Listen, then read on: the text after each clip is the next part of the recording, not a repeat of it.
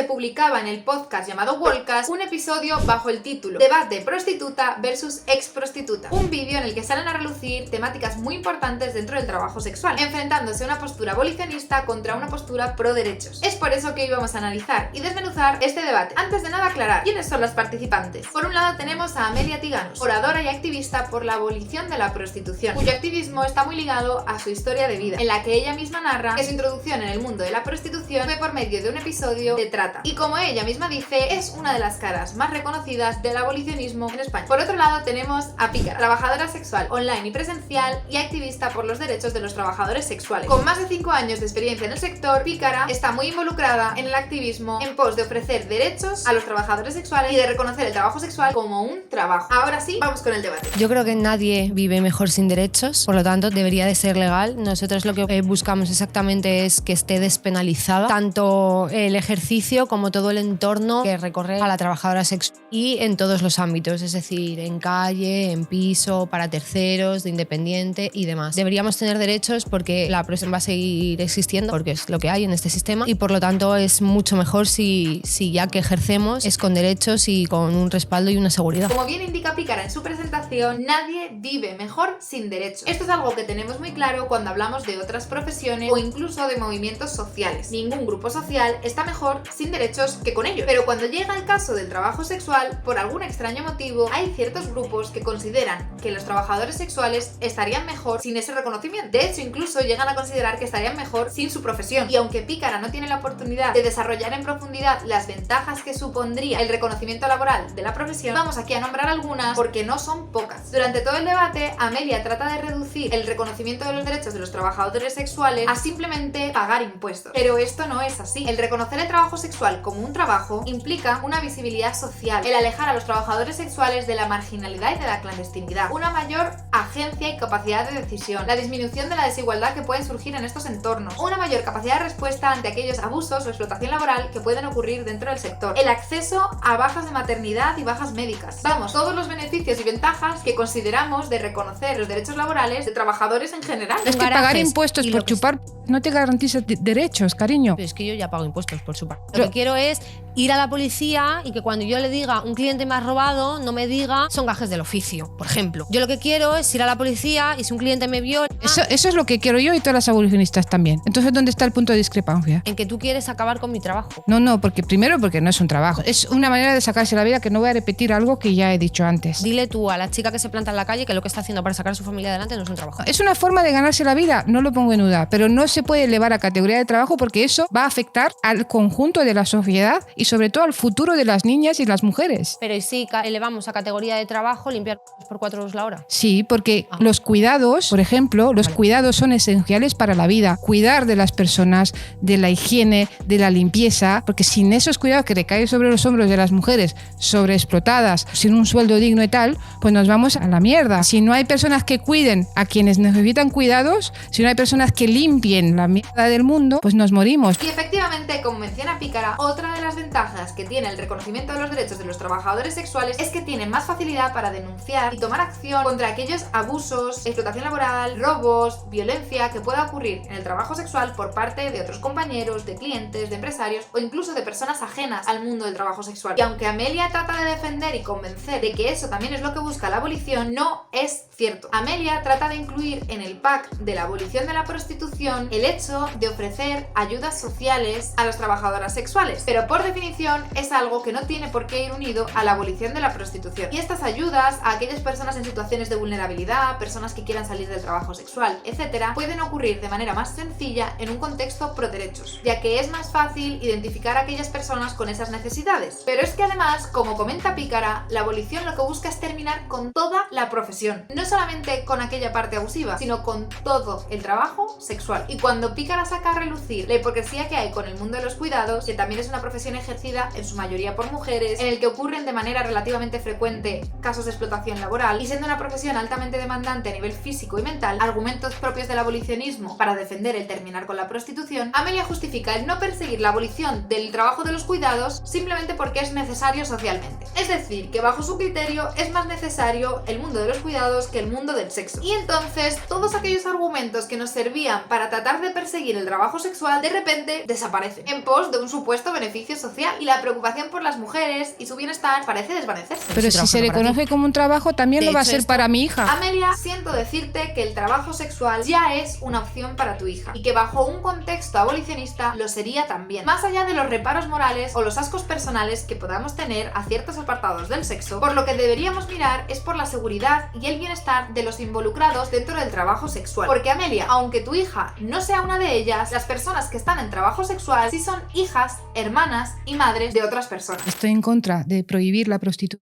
porque como tal un modelo prohibicionista pues supuestamente castiga y persigue a todos los actores, digamos, del sistema prostitucional, pero son las mujeres en prostitución las que acaban perseguidas, castigadas, multadas, encarceladas. Y la abolición de la prostitución lo que propone es garantizar los derechos de las mujeres en prostitución, las que están o las que están en riesgo de caer en la prostitución. Simplemente que nosotras por derechos no entendemos el derecho laboral, digamos, sino que por derechos entendemos el derecho a vivir una vida digna, con acceso a recursos económicos, acceso a la vivienda, formación, terapia, asesoramiento jurídico, papeles, trabajo. Esto es lo que nosotras exigimos en nuestras demandas políticas y de la mano tienen que ir acompañados de medidas jurídicas que persigan y castiguen todas las formas de proxenetismo. Amelia trata de hacer un discurso para distinguir entre abolición y prohibición. Y si bien en la teoría son dos posicionamientos diferentes, en la práctica tienden a solaparse y tienden a tener la misma consecuencia para las trabajadoras sexuales. Si bien el abolicionismo defiende no castigar directamente a la trabajadora sexual, esta sí sufrirá las consecuencias indirectas de la persecución de su actividad, como son la condena a la clandestinidad y a la marginalidad, la disminución en los precios, una menor capacidad de decisión y de acuerdo sobre las prácticas que se llevan a cabo con los clientes, mayor exposición a la violencia y en ocasiones también consecuencias directas, porque como bien explica Pícara en el debate, si bien en aquellos países que tienen enfoques abolicionistas no se persiguen a las putas por putas, sí se las puede perseguir por delitos asociados. Y recordemos que en muchas ocasiones las trabajadoras sexuales también son agentes indirectos de la prostitución y se dedican a alquilar espacios para que otras personas puedan ejercer el trabajo sexual, a llevar las agendas, los contactos o las citas de otras trabajadoras sexuales y otras prácticas que en contextos abolicionistas sí serían perseguidos. Esto va de que hay mujeres siendo putas.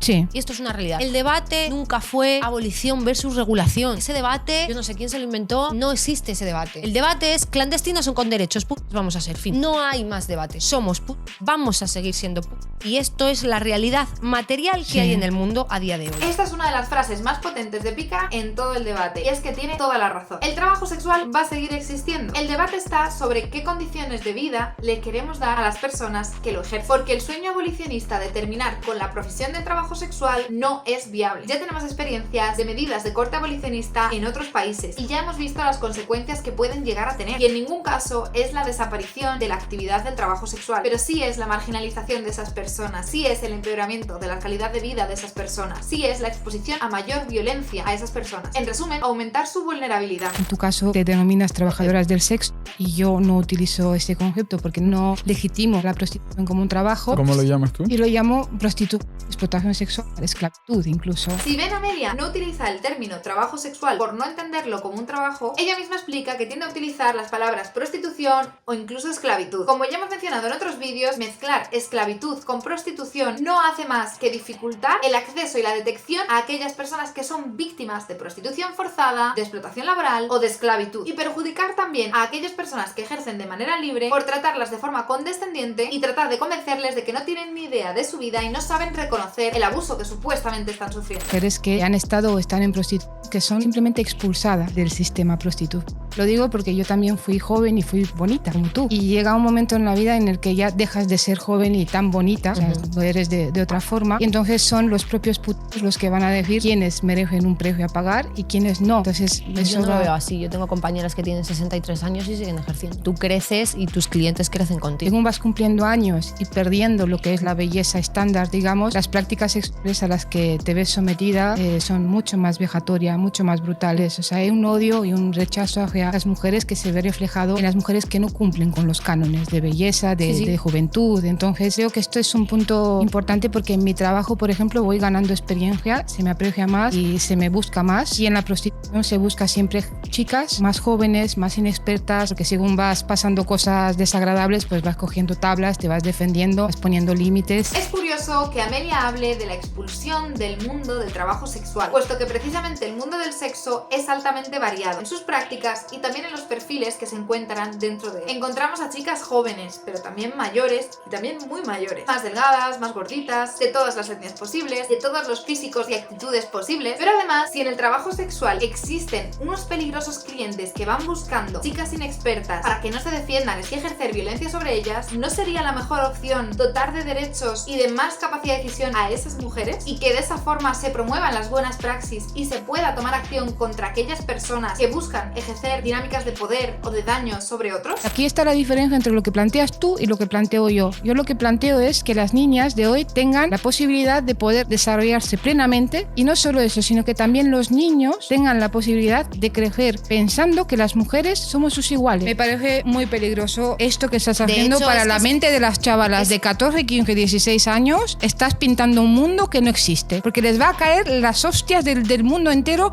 y muy difícilmente se van a poder reparar. Una vez más, en el discurso abolicionista se trata de mezclar el reconocimiento de los derechos de los trabajadores sexuales con el promover la actividad de la prostitución. Y es que no es lo mismo. No es lo mismo buscar una mejora en la calidad de vida y en el ámbito laboral del trabajo sexual que el promover el trabajo sexual, y mucho menos en la infancia. Amelia asume que porque la prostitución esté reconocida como trabajo y se ofrezcan derechos laborales a los trabajadores sexuales, los niños van a entender que las mujeres son inferiores y las niñas no van a poder desarrollarse plenamente. Este ejercicio de pánico moral no está sostenido en ningún tipo de dato y simplemente trata de sembrar miedo sobre las consecuencias sociales que podría llegar a tener el reconocimiento del trabajo sexual, olvidando que el movimiento pro derechos habla del trabajo sexual como algo exclusivo de adultos, algo que los niños no tendrían ni por qué saber, ni por qué conocer, ni tendría por qué afectarles en su desarrollo. Es que nos manoseen, nos baten, nos penetren por todos los agujeros, nos suden encima. Es que esto de que te vienen por boca vagina ya no... He dicho que te penetren. O sea, sí, a ver, ¿en qué consiste tu trabajo? ¿Es un trabajo? ¿Mi trabajo cuál es? ¿Dar charlas?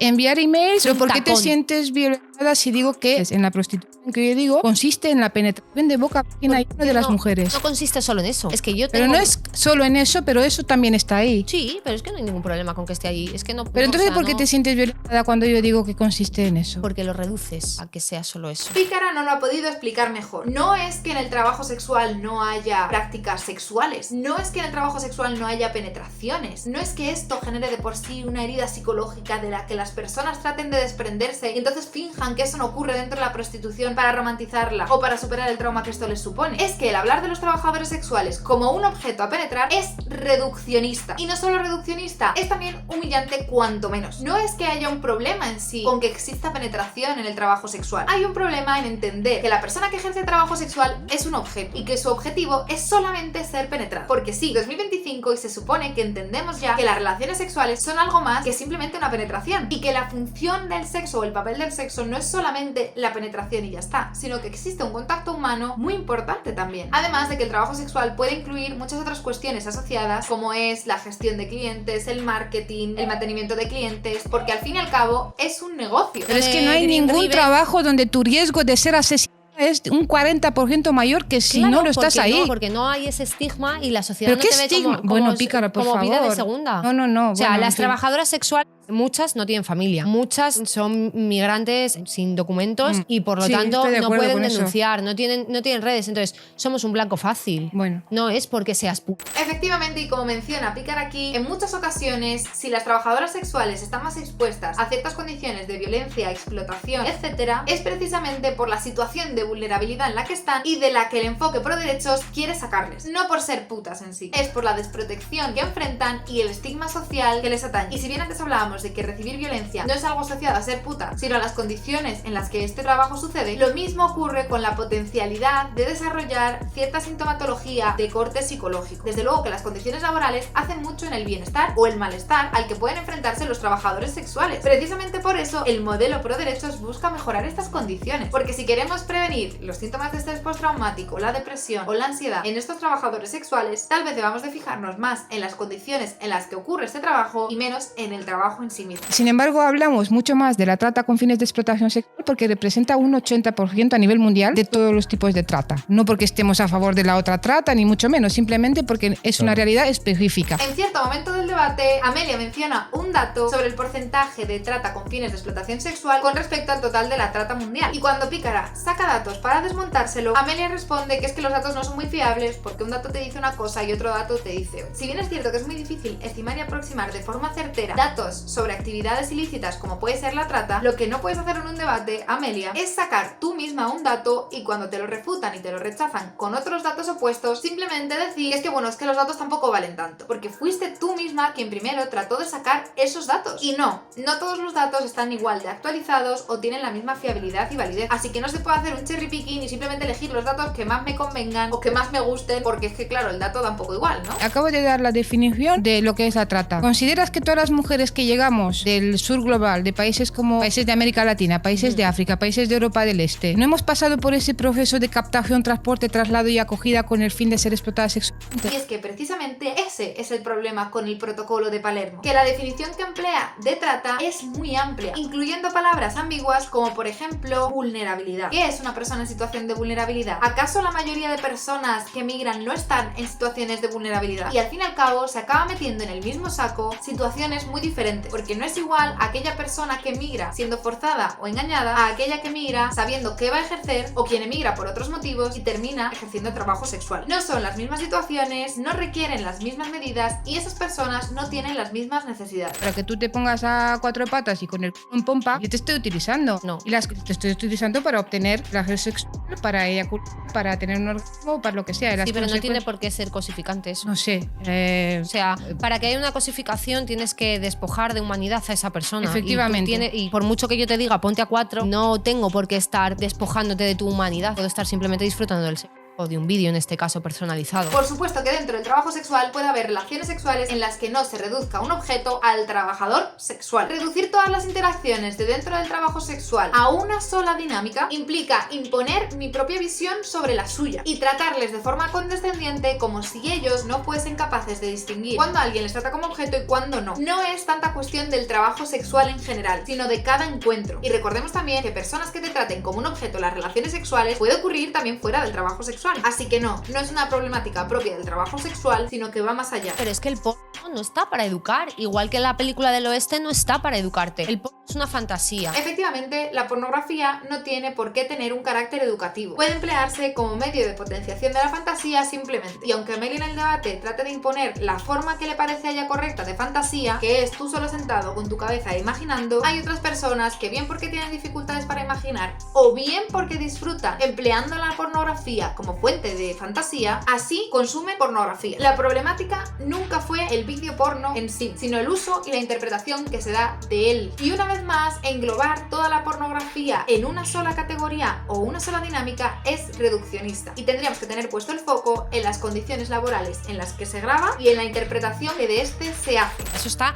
hiper, súper, ultra pactado. Chicas, las que estáis viendo esto no es verdad, ¿vale? No caigáis en esto porque Esto es 100% o sea, no verdad. va a haber vuelta atrás. O sea, no va a haber vuelta atrás. Me pregunto yo, ¿no es esto invalidar la visión de Pícara? ¿No es esto estigmatizar el trabajo sexual? ¿Cuál sería la reacción general si Pícara cogiese la historia de vida de Amelia, mirase a cámara profundamente y dijese: chicas, esto no es verdad, no creáis ni una de las palabras que os dice? Entenderíamos perfectamente que está invalidando su historia de vida. Pero cuando Pícara es eso que llaman una trabajadora sexual feliz, podemos invalidar su visión de la vida, su experiencia vital y su discurso, porque claro, es en pos de un bien mayor. Esto es un acto de silenciar ciertas voces del trabajo sexual porque no nos conviene lo que dicen para nuestra narrativa. Y esto es algo que se realiza muchas veces desde el ámbito abolicionista, mientras que desde el ámbito pro derechos nadie niega la existencia de víctimas de trata, de víctimas de explotación laboral, de víctimas de prostitución forzosa. Nadie niega su existencia, nadie cuestiona sus relatos. Pero cuando son trabajadores sexuales que defienden el trabajo sexual, a las abolicionistas sí se les permite hacerlo. Y hasta que no entendamos la diversidad de casuísticas que hay dentro del trabajo sexual y las diferentes necesidades que tienen los trabajadores sexuales, no podremos abordar el mundo del trabajo sexual y el sexo en profundidad. Y seguirá siendo un discurso simplista, superficial y autoritario. Que hace que la sociedad, cuando te ve que has sido o eres